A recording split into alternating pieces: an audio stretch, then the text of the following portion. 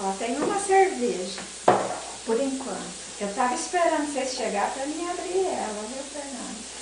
Tava aguentando então, né? Não. Ó, ó.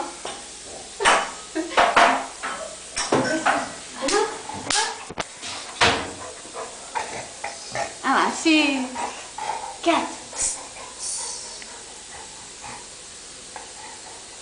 Fica quieto. Porque eu quero comprar de garrafa, lá no São Michel não vende de garrafa. Não. Tá filmando? Até gosto. Tem que ir. Mas é uma viagem para vir de ônibus cansativa, deve ser. É. A Juliana veio dormindo lá aqui. Cadê você, cadê? Ah, eu também. Eu vi que ficava me acordando, tinha hora. Eu só dormi um pouco na viagem de Campinas pra cá. Ela tá bebendo? Só falando, tinha uma cerveja, tava seca, esperando eles chegaram.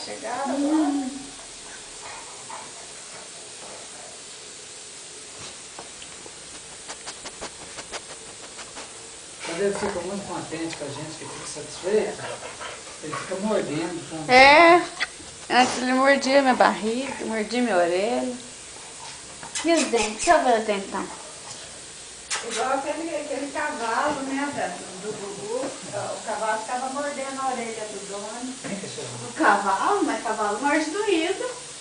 Nada, ele só fazia carinho só.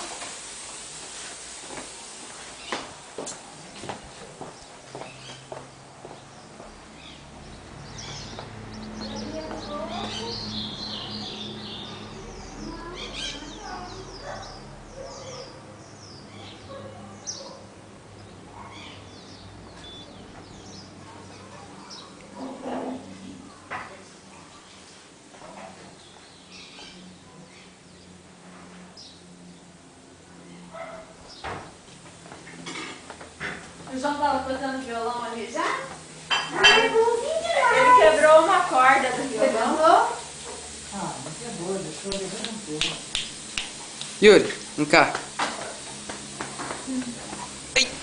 Vai pra dar um abraço, que já sabe o que é. Dá um abraço, dá um abraço. Yuri, dá um abraço. É legal, cachorro feio. Hein? Parece que tá maior.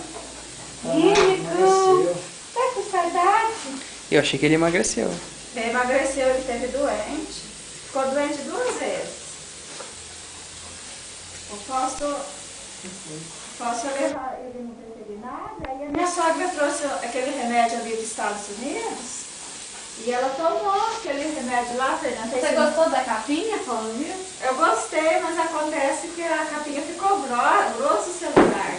É, mas fica mesmo, é assim, né? Qualquer uma ia ficar.